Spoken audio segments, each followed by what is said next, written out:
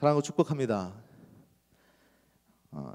대예배 때뿐만 아니라 이 시간에도 우리 하나님은 졸지 않으시고 우리 함께 계시고요. 우리가 드리는 예배를 받으시는 것을 믿으시기 바랍니다. 여러분 전혀 졸리지 않으시죠? 우리 하나님께 영광의 박수 한번 더 올려드리겠습니다.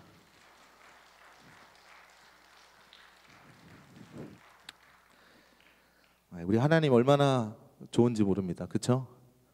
하나님 생각만 하면 너무나 마음에 막 기쁨이 막 솟아나고 기대가 되고, 안 그러신가요? 네. 그렇게 사모하는 분들이 아니면 사실 이 시간에 이 자리에 나오기가 쉽지가 않습니다. 이 시간 그런 사모함을 갖고 나온 저 여러분 가운데 하나님께서 큰 은혜 주실 줄로 믿습니다. 오늘 말씀의 제목은 리더 분별력을 잃다, 이런 제목으로 함께 말씀을 나누려고 합니다. 그러면서 이 분별력이라고 하는 단어에 대해서 이렇게 새롭게 관심 있게 성경을 바라보게 되는데, 먼저 우리가 분별력이란 뭔가 한번 새롭게 정의를 좀 내려볼 필요가 있습니다. 분별력이라고 하는 것에 대해서 라이프 성경사전에서 찾아보니까 이렇게 묘사하고 있습니다. 분별하다, 인식하다, 깨닫다, 이해력, 깨달음, 지혜, 지식, 명찰, 또 개역 한글판에서는 지식으로 묘사했다. 성경에서 말하는 그런 지식, 이거는 그냥 단순히 정보를 많이 아는 것이 아니라 많은 정보를 어떻게 분별할 줄 아느냐, 그것이 지혜이고 그것이 바로 오늘 우리가 배우는 분별력이라고 하는 단어의 의미다 라고 하는 것을 우리가 한번 새겨볼 수 있겠습니다. 그러면 세상에서는 이 분별력을 뭐라고 말하는지 한번 찾아볼까요? 사전적 의미로는 첫 번째 두 가지 의미가 있는데요. 서로 다른 일이나 사물을 구별하여 가르는 능력, 즉 다른 말로 하면 참과 거짓을 구별하는 능력, 이런 의미가 있답니다. 우스갯소리로 어떤 분이 이 명품과 짝퉁을 구별하는 법을 개발해서 인터넷에 재밌는 글을 올렸는데요. 여성들이 핸드백을 들고 다니는데 그 핸드백이 명품인지 짝퉁인지 어떻게 구별할 수 있을까? 몇 가지 관점이 있답니다. 첫 번째, 명품 구별법입니다. 첫째, 남편이 사다 준 것이라면 틀림없이 짝퉁이다. 그러나 애인이 사다 준 것이라면 명품이다. 그럴 가능성이 크다는 겁니다. 그럴 관점에 대한 이야기입니다. 제가 만든 거 아니니까 저한테 나중에 따지지 마십시오. 둘째, 노처녀나 젊은 부인이 들고 다니면 명품일 가능성이 높답니다. 그런데 아이 둘, 셋 둔 중년 부인이 들고 다니면 짝퉁일 가능성이 크답니다. 셋째, 비가 올 때 이 가방으로 머리 위를 가리면 100% 짝퉁이랍니다. 비가 올 때 가슴으로 안고 다니면 틀림없는 100% 명품이라고 합니다. 네 번째, 커피숍에 앉아 있을 때 무릎 위에 다소곳이 어린아이 앉듯 안고 있으면 명품일 가능성이 높답니다. 그러나 바닥에 내팽겨쳐 놓으면 짝퉁이랍니다. 이 다섯 번째가 중요합니다. 대예배 때 들고 나오면 명품이랍니다. 그런데 새벽 기도 때나 목장 예배 때 들고 나오면 짝퉁일 가능성이 높답니다. 네, 뭐 맞는지 모르겠습니다. 어느 정도 공감이 되는지. 크게 웃으시는 분일수록 경험이 있을 확률이 큰 것 같아요.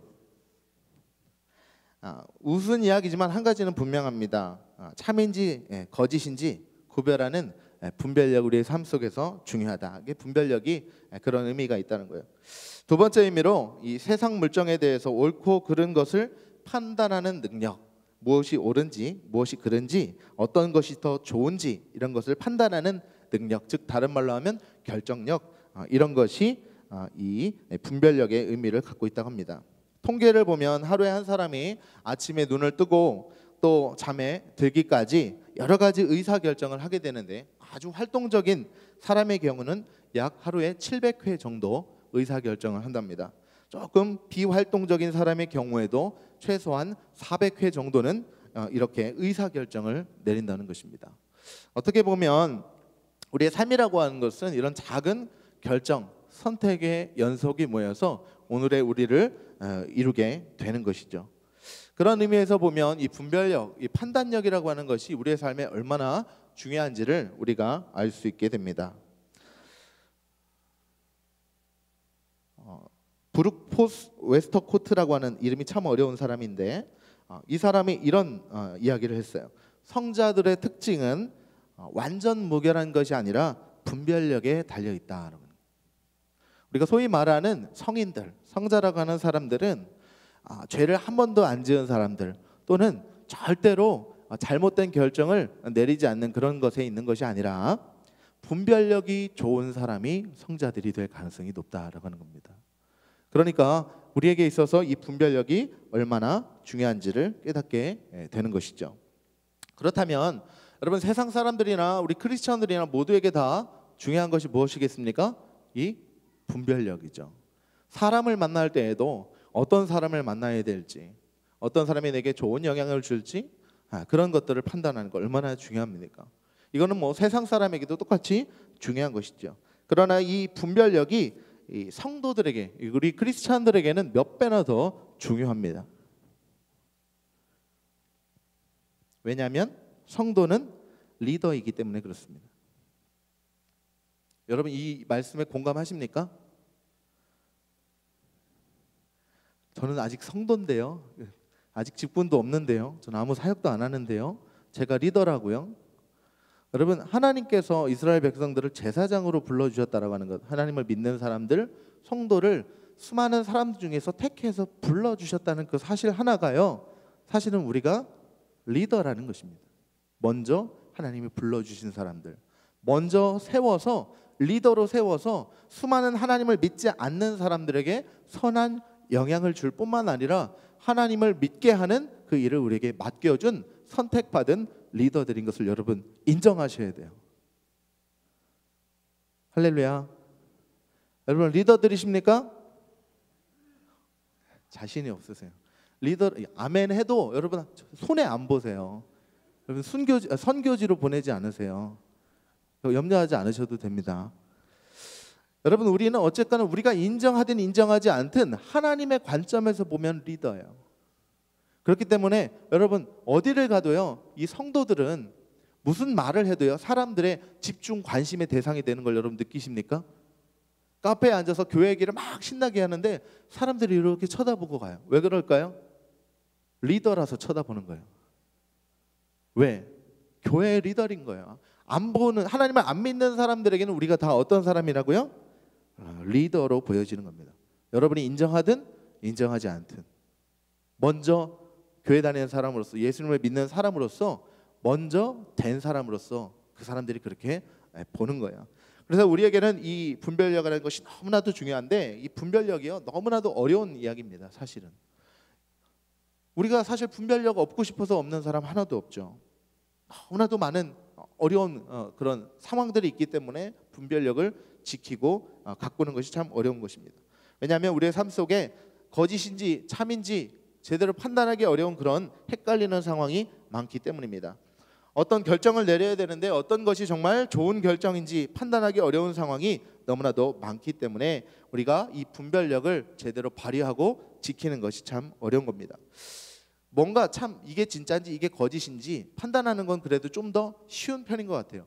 더 어려운 판단, 분별력이 요구되는 경우는 사실 두 가지 다 좋은데 어떤 한 가지만 선택해야 할 때 사실 그렇게 결정하고 판단하고 분별해야 될 때가 훨씬 더 힘든 것 같습니다.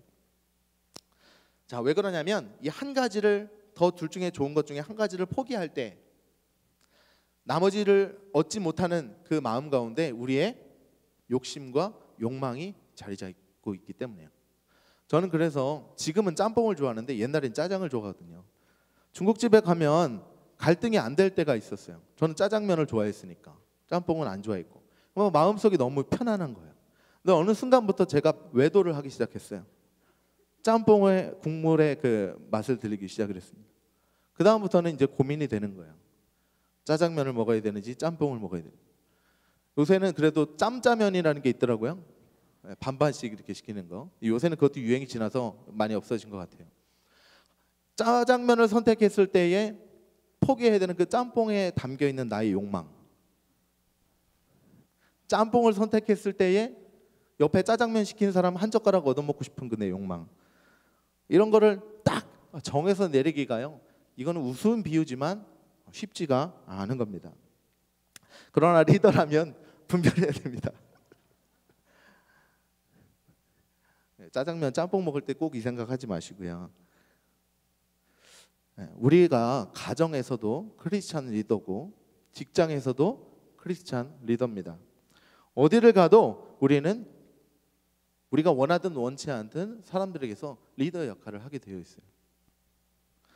여러분 그때마다 여러분 결정을 내리는 것이 사실 쉽지 않습니다. 내가 크리스찬이기 때문에 불이익을 당해야 될 때도 많고 많은 사람들이 내게 관심 갖는 게 굉장히 불편하고 부담스럽게 느껴질 때도 많이 있어요. 그럼에도 불구하고 리더는 정신을 똑바로 차리고 분별해야 됩니다. 내가 분별하고 결정하지 못하면 누가 힘들어질까요? 부모님이 자녀의 중요한 문제에 있어서 결정 내려주지 않으면 누가 힘들어질까요? 자녀가 힘들어집니다. 우리는 리더입니다. 리더라고 하는 것은요, 분명한 결정을 내릴 때 결정을 내릴 수 있는 용기가 있어야 돼요. 참 어려운 문제죠. 과거에 한국의 큰 개그 프로그램이 개그 콘서트가 유행일 때가 있었습니다. 지금은 다른 프로그램이 유행이지만 그때 제가 굉장히 재밌게 봤던 프로그램이 있어요. 애정남이라고 하는 프로그램입니다. 기억하시나요? 애매한 것을 정해주는 남자들. 그래서 애정남이라는 프로그램이 있었습니다. 저 너무 좋아했던 이유가요, 저는 항상 머릿속에 고민이 많았거든요. 결정을 잘 못 내려요. 그래서 저희 집사람 만난 이유 중에 하나가 뭐냐면 음식 메뉴를 굉장히 저희 집사람이 빨리 선택을 합니다. 저는 순종하는 걸 좋아해요. 그래서 데이트할 때 가장 많이 먹었던 게 청국장. 제가 가장 안 좋아했던 음식인데 어쨌거나 선택을 하라고 해서 선택을 했으니까 따라가서 먹어야 되니까. 이렇게 애매한 것들이 정해질 때요, 근데 신기하게도 우리 아내요, 무슨 생각이 들어가면요, 머릿속이요 깔끔해집니다. 일단 선택하고 나면 마음이 편해져요. 어쨌거나 결정장애가 있던 저에게 이 애정남이라고 하는 프로그램이 굉장히 재밌고 유익한 프로그램이었어요. 그 내용 중에 재밌던 거 몇 가지만 좀 소개를 해드릴게요. 성수기와 비성수기에 따라 결혼 축의금을 얼마나 내야 되는지 그 상황에 대해서 정해놓은 겁니다. 성수기와 비성수기에 따라서 이 정해진 금액이 다르대요. 우리가 어떻게 이 사람한테 얼마 내야 되는지 저분한테 얼마 내야 되는지, 우리 교회에서도 그런 애매한 상황들 많이 있잖아요. 그때 어떻게 정해놨냐면 결혼 성수기인 4월, 5월, 9월, 10월은 4만 원으로 정해줬습니다. 애정남에서 정해준 거예요. 다음에 나머지 비수기는 5만 원입니다. 그 다음에 친구 결혼식일 때는 5만 원과 10만 원 사이에서 애매해지는 상황이 발생합니다. 그때 정하는 방법은 결혼하는 그 친구의 부모님이 내 이름을 알면 10만 원, 모르면 5만 원, 이렇게 애정남에서 정해놓은 거예요. 우스운 이야기 같은데요, 곰곰이 생각해 보면 굉장히 또 그럴싸하고요. 그 정해준 데에 따라서 제가 또 축의금을 내기도 했습니다. 밥 먹을 때 마지막 남은 음식은 누가 먹어야 될까요? 밑반찬은 누가 먹어야 될까요? 아무나 먹습니다. 만약 그 음식이 굽는 고기일 경우에는 집게를 든 사람이 먹게 정했습니다. 고기 이외에 메인 메뉴가 있을 경우에는 돈 내는 사람이 먹도록 정했습니다. 여러분 이렇게 딱 정해지니까요, 머릿속이 깔끔해지는 것을 경험합니다. 여러분 안 그러십니까? 오늘 성경 말씀 속에서 우리는 크리스찬 리더로서 어떤 리더십을 가져야 되는지 그 말씀을 배울 수 있는 그런 성경의 내용이 등장을 합니다. 오늘 그런 짜장면이냐 짬뽕이냐 이런 수준의 판단을 내려야 되는 상황에 있는 사람이 아니라 굉장히 중요한 그런 자기 개인으로나 이스라엘 민족이라고 하는 큰 민족의 역사적인 흐름 속에서 굉장히 중요한 결정을 내려야 되는 한 사람의 이야기가 나옵니다. 그 사람의 이름은 르호보암. 우리가 이제 열왕기상하 역대상을 읽으려면 최소한도 알아야 되는 게 있는데 그게 뭔지 아시죠? 왕들의 족보를 적어도 처음에 세 왕은 기억을 해야 돼요. 첫 왕은 누구죠? 이스라엘의 첫 왕? 사울, 그리고 다윗, 세 번째 솔로몬. 여기까지는 쉽습니다. 그 다음부터 좀 헷갈려집니다. 자, 사울, 다윗, 솔로몬. 이 왕들이 40년씩 120년을 나눠서 통치를 합니다. 그 다음에 솔로몬 왕의 그 말미에 이 솔로몬 왕이 후궁 700명, 척 300명을 두면서 이방 여인들하고 막 통혼을 하고 막 이방 산당을 갖고 오고 막 거기에 예배드리는 그 문화들을 막 장려를 하면서 하나님의 그 언약을 지키지 못하고 하나님을 기억하지 못하는 것으로부터 이제 신탁을 받습니다. 신탁이라는 말이 계시를 받는 거예요. 이제 이스라엘 백성들이 갈라지게 될 것이고 하나님이 솔로몬의 가문을 떠나시는 그런 신탁을 하나 받습니다. 그리고 나서 그 본문의 내용이 오늘 르호보암의 이야기로 이어지는데 북쪽의 이스라엘, 남쪽의 유다 둘로 나뉘어집니다. 근데 북쪽은 왜 이스라엘이라고 부르냐? 여러분 열왕기상하나 역대상하 이런 내용들을 보시다가 이스라엘이 이렇게 나오는 내용들은요 거의 북쪽의 이스라엘을 지칭하는 내용입니다. 그리고 유다가 그러면 남쪽의 유다와 베냐민 지파를 얘기하는 내용이에요. 그렇게 통칭을 합니다. 일반적으로. 북쪽의 이스라엘이라고 불리는데 왜 이스라엘을 불릴까요? 더 쪽수가 많기 때문에. 쉽게 말하면 두 지파는 남쪽에 유다를 중심으로 해서 이어서 가고요. 10개 지파는 더 많잖아요. 이스라엘 백성들의 민족이. 거기에 북쪽에 더 많이 모여 살기 때문에 그렇게 됩니다.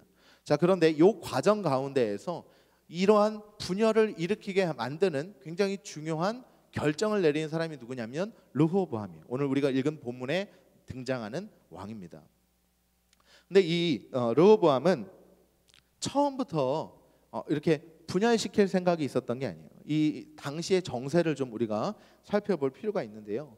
우리가 잘 알듯이 여태까지 계속 이야기를 이어오듯이 이스라엘 백성들이 지금 솔로몬이 왕이 된 40년 동안에 그 중에 20년을 뭐 하며 지냈어요? 건축하며 지냈어요. 7년은 성전 건축으로, 13년은 왕궁 건축으로. 성전 건축은 명분이 그래도 있어요. 근데 본인의 왕궁 건축은 누구를 위해서 하냐면 700명의 후궁과 300명의 첩을 위해서 고역을 한 거예요. 자, 노동력을 착취하고요. 성전을 짓기 위한 물질을 누구한테 걷어들였을까요? 백성들한테 걷어들이는 거예요. 자, 그렇게 해서 20년을 기본적으로 보내고 다른 오늘 성경의 그 열왕기상의 그 앞쪽에 있는 부분을 보면 솔로몬이 그것만 지은 게 아니고요. 다윗이 지었던 그 성읍을 또 재건하고 밀로의 어떤 밀로라고 하는 그 보이지 않는 그 비밀 통로 같은 거를 만들면서 막 이스라엘 백성들에게 계속적으로 고역과 무거운 멍에 즉 물질들을 착취하는 일들을 해왔던 거예요. 그러니까 이스라엘 백성들의 입장에서 볼 때는요, 솔로몬이 좋은 왕일까요, 나쁜 왕일까요? 우리가 기억할 때는 솔로몬은 지혜의 왕이고요, 부귀 영화가 막 찬란하고요, 막 후궁을 700명에 300명까지 첩을 300명까지 둔 막 엄청난 위대한 왕으로 생각할지 모르지만 그 시대의 그 왕의 압제 가운데 살았던 사람들에게는요, 솔로몬 왕은요 자기만 행복한 거예요. 자, 그러니 이렇게 솔로몬의 시대를 살아왔던 백성들이 새롭게 이제 왕을 추대해야 되는, 솔로몬이 죽고 왕을 추대하는 그 순간에 어떤 마음이 들까요? 제발 어떤 왕만 피하고 싶겠어요? 솔로몬 왕 같은 사람만 피하고 싶은 거예요. 지금 40년 동안 계속 고역하고 너무나도 매기 어려운 그런 물질적인 착취를 당하고 있었는데 이제는 우리가 여기서 좀 벗어나야 되는 거 아니냐, 그런 생각을 할 수 있을까요, 없을까요? 당연히 하겠죠. 그래서 여러분 11장의 말미에 보면요, 솔로몬의 대적 3명의 이야기가 나와요. 그 중에 첫째, 둘째, 세 번째 중에 세 번째 사람이 누구냐면 여로보암이라는 사람이에요. 이 여로보암이라는 사람은 사실은 솔로몬에게는 충신이었고 굉장히 솔로몬이 의지했던 사람이고 성실했던 사람이고 능력이 있던 사람이에요. 그래서 솔로몬이 이 여로보암에게 요셉 지파, 누구죠? 에브라임과 므낫세 지파를 맡아서 그들을 감독하는 일을 맡겼던 사람이에요. 이 여로보암에게 그런 일을 맡겼었는데 나중에 이 여로보암이 솔로몬에게 이 신탁을 받은 다음에 솔로몬으로부터 미움을 받아서 애굽으로 도피를 합니다. 그래서 도피해 있다가 솔로몬이 죽고 난 다음에 다시 누구한테 콜링을 받냐면 북쪽에 있는 이스라엘 10개의 지파에 있는 사람들에게 부름을 받아요. 야, 여러분한테 야라고 한 거 아니에요. 죄송합니다. 지금 누가? 이스라엘이 10개 지파가 누구를 부르냐면 여로보암을, 애굽에 있는 여로보암을 사람을 보세요 불러옵니다. 야, 지금 솔로몬이 죽었는데 우리가 지금 왕을 새로 세울 거야. 그래서 우리가 다 같이 모이는데 일단 네가 좀 와봐야겠다. 지금 그런 이야기를 한 내용이 12장 초반절에 나와요. 그래서 지금 왕을 세우는데 어디로 모이냐면 세겜으로 모입니다. 세겜. 세겜이라고 하는 지역은 예루살렘이 아니라 예루살렘보다 북쪽으로 한참 올라가야 되는 지역이에요. 말하자면 저기 에발산과 그리심산이 있는 그쪽, 그 사이에 있는 그 북쪽에 가까운 지역입니다. 즉 다른 말로 하면요, 여러분 그 전까지는 예루살렘이 중심지였어요. 남유다가 중심인 거죠. 유다 지파, 솔로몬까지 다 그 지파가 누구냐면 다윗 지파입니다. 물론 나중에 여로보암도 다윗 지파지만 그 세력의 중심지가요, 지금 왕으로 인정받는 장소가 예루살렘이 아니에요. 다윗처럼 헤브론 그 아랫지역이 아니에요. 어디냐면 세겜으로 갔다는 거예요. 왕이 되기 전에 지금 춘추 전국시대와 같은 그런 혼란스러운 상황이 벌어지기 직전에 북쪽에 있는 온 이스라엘이 모였다는 건, 북쪽에 있는 이스라엘, 남쪽에 있는 유다 모였지만 그 가운데 실세는 북쪽 이스라엘에 있었던 거예요. 왜? 솔로몬이 죽었으니까. 아직 그 다음에 왕을 후사로 세우지 않았기 때문에. 그 자리 가운데에서 지금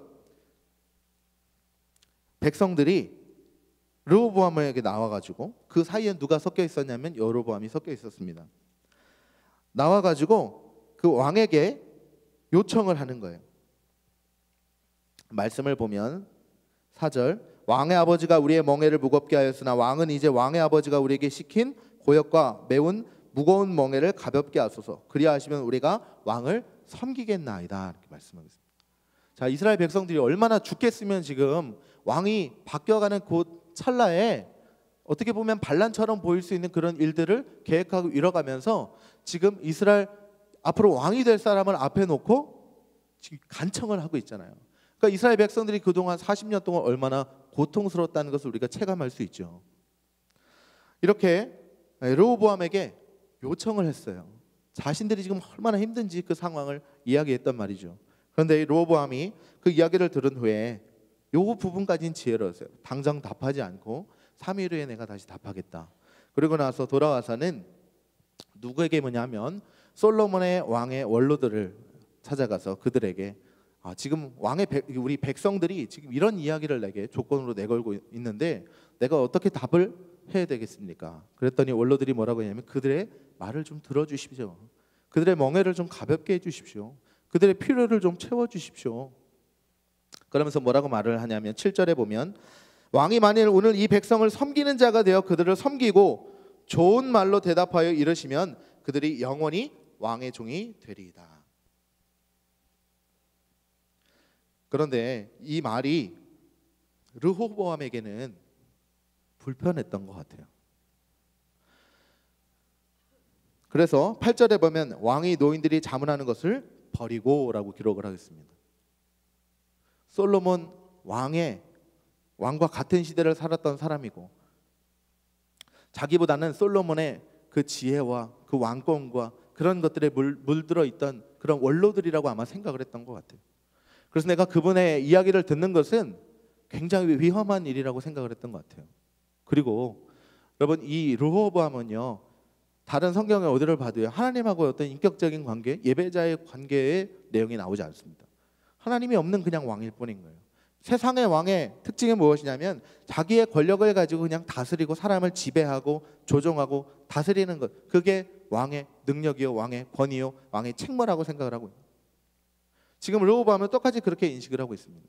원로들의 이야기를 듣는 것이 아니라 원로들은 내 마음 몰라, 내 상황 몰라, 내가 지금 얼마나 불안하고 지금 힘든 이 상황을 알 수 없어. 내가 만약 이번에 저 이야기를 들어주면 또 계속 나에게 요구하게 될 거야. 막 그런 생각을 하게 된 것 같아요. 그리고 나서 자기와 함께 자라난 소년들에게 찾아가서 물었다고 성경은 기록하는데요, 사실 소년이 아닙니다. 역대하를 보면 41세. 르호보암이 왕이 된 시기가 41세입니다. 그러니까 40대에 접어든 사람들에게, 자기와 함께 자라는 사람들에게 물어보니까 뭐라고 말을 하냐면 내 새끼손가락이 내 아버지의 허리보다 굵으니 내 아버지께서 너희에게 무거운 멍에를 매게 하셨으나 이제 나는 너희의 멍에를 더욱 무겁게 할지라. 내 아버지는 채찍으로 너희를 징계하였으나 나는 전갈 채찍으로 너희를 징계하리라 하소서. 그리고 나서요, 르호보암이 이야기를 듣고 나서 너무 좋았나 봐요. 그 뒷부분에 보면요, 3일 후에 백성들을 만나서 토시 하나 안 틀리고 똑같이 말을 합니다. 내가 더 누구보다 뛰어나다고요? 솔로몬보다 뛰어나다. 내 새끼손가락이 아버지의 허리보다 굵다. 말이 되는 얘기가 아니죠. 내 신체의 가장 약한 부분이 아버지의 가장 강한 부분보다 뛰어나다. 그렇게 이야기를 하는 거예요. 그러면서 나는 아버지 때보다 더욱더 포악하게 그냥 채찍도 아니고 전갈 채찍으로 너희들의 몽해를 더 무겁게 할 것이다. 그러면서 잘못된 선택을 하는 것입니다. 여러분, 우리가 이 본문 이야기를 보면서요, 여러분이라면 그때 어떤 결정을 내리시겠습니까? 우리는 뒤에 나오는 이야기를 다 아니까, 그죠? 어떻게 해야 되는지 알겠지만, 만약에 여러분이 정말 르호보암 왕의 위치에 있다면 여러분 어떤 생각을 품게 되셨을까요? 그냥 쉬운 문제는 아니에요. 지금 르호보암이 사실은 하나님을 몰랐다는 것이 저는 가장 큰 아픔이요 문제라고 생각합니다. 르호보암의 어머니는 암몬 사람이고요, 나아마라고 계속해서 르호보암을 소개할 때 등장을 합니다. 수많은 이방 민족의 딸, 이방 민족의 그 여인 중에 하나를 어머니로 두고 있는 르호보암. 아버지 솔로몬 왕이지만 그의 지혜는 그에게 전달되지 않았어요. 그는 하나님을 두려워할 줄 모르고 하나님이 왕권을 주신다라고 하는 이 리더십이 하나님으로부터 온다라고 하는 확신이 없었던 거예요. 그러면 하나님이 내게 이 왕권을 주셨다는 것, 다스리는 권한을 주셨다는 하는 것은 하나님이 필요하신 목적에 따라 리더십을 발휘하고 사용하라는 의미가 있다는 것을 이 르호보암은 알지도 못했을 뿐만 아니라 이 리더십은 반드시 내가 내 힘으로 지켜야 되는 문제라고 생각을 했던 거예요.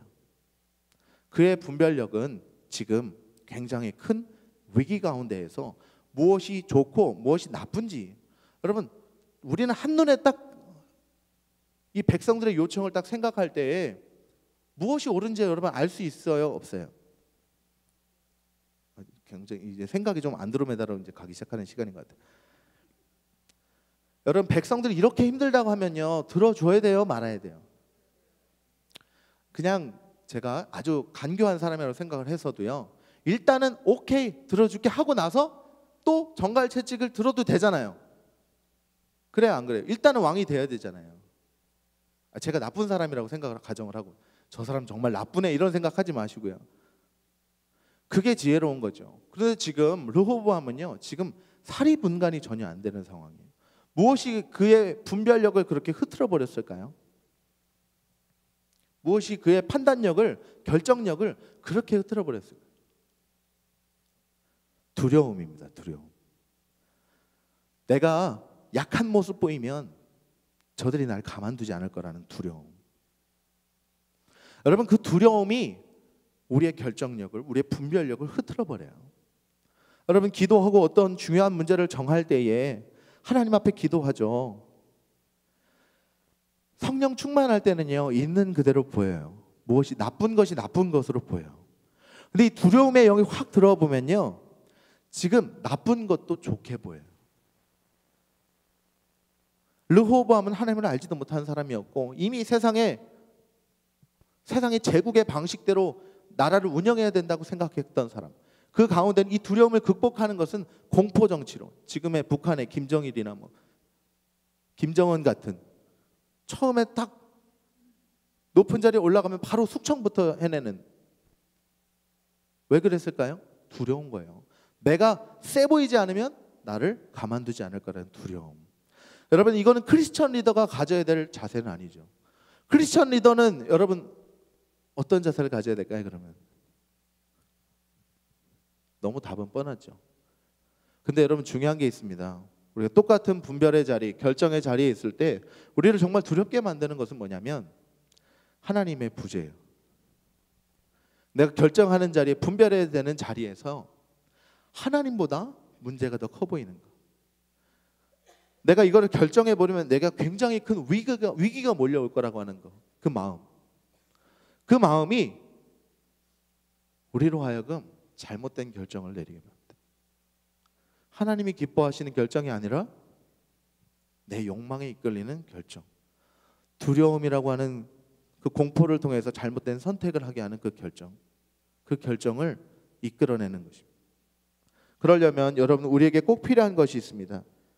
그것이 무엇일까요? 하나님의 임재가 필요합니다. 우리의 마음 가운데 하나님이 좌정하셔야 돼요. 내가 이 길을 또는 저 길을 선택하더라도 하나님이 나와 함께 하시고, 내가 예배하는 그 하나님이 반드시 이 길의 끝에서 나와 동행하실 것이다. 내가 설령 지금 잘못된 선택을 하더라도 내가 사랑하는 그 하나님이, 나를 위해 죽기까지 사랑하신 그 하나님이 나를 반드시 좋은 곳으로 인도하여 내실 것이다. 그 영적인 안정감이 우리 가운데 있다면요, 우리는 분별해야 될 자리에서 실수하지 않을 수 있습니다. 할렐루야. 여러분, 그런 실수하지 않는 정확한 영적인 크리스천 리더가 가져야 될 그런 분별력이 저와 여러분 가운데 있기를 주님의 이름으로 축원합니다. 또 한 가지는 이 리더십에 대해서 우리가 분명히 해야 됩니다. 하나님이 우리에게 리더십을 주신 이유는요, 오늘 성경에 그대로 기록이 되어 있습니다. 이 백성을 섬기는 자가 되게 하기 위해서다. 왕권을 주신 이유가 뭐라고요? 백성을 섬기는 것. 여러분, 예수 그리스도께서 이 땅에 오신 이유가 무엇입니까? 인간을 섬기러 오신 겁니다. 다른 말로 하면 섬긴다는 것은 필요를 채워주는 것입니다. 하나님이 필요한 수많은 사람들 가운데에 하나님은 우리 가운데 찾아오신 겁니다. 예수님께서 성육신 사건을 통해서, 공생의 과정을 통해서요, 하신 일들을 보면 우리가 생각할 수 있어요. 예수님은 늘 어디를 따라다니셨나요? 예수님의 도움이 필요한 곳, 백성들의 필요가 있는 곳, 도움이 필요한 곳, 그곳이라면 사마리아라도 가고요, 나병 환자촌도 가고요, 귀신 들린 사람에게도 가고요, 무덤가에도 찾아가는 것이 예수님입니다. 우리가 예수님을 닮아간다는 것은 그냥 착해지는 것이 아니라 필요에 민감하신 하나님의 속성을 닮아가는 거예요. 누군가에게 필요가 있다면 그 필요를 위해서 내가 움직이는 그 성품, 그것이 바로 하나님의 살아계신 성품입니다. 오늘 담임 목사님께서 선포하신 본문 말씀에도 그런 내용이 있었어요. 서로 돌아보아. 히브리서 10장에도 그런 말씀이 있습니다. 서로 돌아보아. 그럼 목회자의 섬김의 기본이 뭘까요? 설교와 말씀과 기도죠. 영적으로 말씀으로 또는 기도로 성도들의 필요한 영적인 부분을 공급해주는 그 섬김, 그게 목회자의 역할이라면요, 성도로 부르심 받은 모든 성도들의 리더십의 목표와 방향은 뭐냐면 서로 돌아보는 데 있습니다. 서로 돌아보기만 하실 겁니까? 왜 서로 그냥 우리 인사할 때 서로 돌아보기만 하는, 그냥 얼굴만 눈 마주치고 그런 말씀이 아니에요. 서로 돌아보라는 이야기는요, 서로 돌아봐서 지금 옆에 누가 갈급해하는지, 누가 물질이 어려운지, 누가 어떤 상황 가운데 있는지를 확인하고 그 필요를 채워주기 위해서 기도하고 교회로서 하나로 세워가라는 말씀입니다. 여러분, 이것이 오늘 우리에게 주시는 리더십을 주시는 하나님의 능력이고요, 그 리더십 가운데서 흔들리지 않고 리더십을 사용할 수 있게 하기 위해서는요, 우리 안에 내가 이것을 내려놓아도 하나님이 책임져 주신다고 하는 확신과 능력이, 믿음이 있어야 되는 것입니다. 여러분, 그런 믿음이 저 여러분 가운데 있기를 주님의 이름으로 축원합니다. 그래서 르호보암의 길을 가지 않고 정말 하나님이 기뻐하시는 길로, 솔로몬이 수많은 백성들을 위해서 들을 길을 달라고 했는데, 듣는 마음을 달라고 했는데, 지금 르호보암은요 전혀 들을 생각조차가 없어요. 우리가 기억해야 될 것은 내 안에 있는 두려움 때문에 잘못된 결정을 하는 것, 그것을 두려워하지 마시고요, 내 안에 주님이 자정하시기를 여러분 사모하시길 바랍니다. 주일마다 성령 충만해지시기를 주님으로 축복합니다. 하나님의 임재가 저와 여러분의 삶 속에 이 가슴 한복판에 자정하시는 이 시간이 되시기를 주님으로 축원합니다. 제가 좋아하던 찬양이 아닌데 저희 어머니가 좋아하던 찬송이 하나 있습니다. 낮엔 해처럼 밤엔 달처럼이라는 찬송이에요. 처음에 목사 안수를 받을 때, 제가 목회를 시작할 때 그런 마음이 있었습니다. 정말 낮엔 해처럼 밤엔 달처럼 살고 싶다. 누군가의 필요를 채워주는 그 일이 이 세상에서 가장 값진 일이다, 그렇게 생각하고 사실 목회자의 길에 부르심에 응답하게 됐는데, 어느 순간 사역을 하면 할수록 내가 누군가의 필요를 채워주는 것보다 내가 나의 필요를 채워주는 것을 더 많이 경험합니다. 요구하는 것을 더 많이 경험합니다. 성도들의 관계에서, 어떤 관계에서 신앙생활하면서 내가 주님 위해서 일한다고 시작을 했는데 자꾸 받는 것만 더 좋아하고 누구의 필요에 관심 없어지는 제 자신을 볼 때가 있습니다. 분별력이 약해진 거죠. 무엇을 위해서 내가 부르심을 받았는지, 무엇을 해서 어떤 기준으로 내가 결정을 내려야 되는지 나를 두렵게 하는 것은 내 안에 믿음이 없다는 것입니다. 여러분, 우리가 정말로 믿음 있는 성도들 되시기를 주님으로 축원합니다. 믿음 있는 리더들이 되시기를 주님으로 축원합니다. 여러분, 이 찬양 부르시면서 이것이 우리의 고백이 되게 하시고 우리 정말로 서로 돌아보기를 즐거워하는, 하나님 기뻐하시는 그런 성도들로 거듭나는 시간 되기를 원합니다.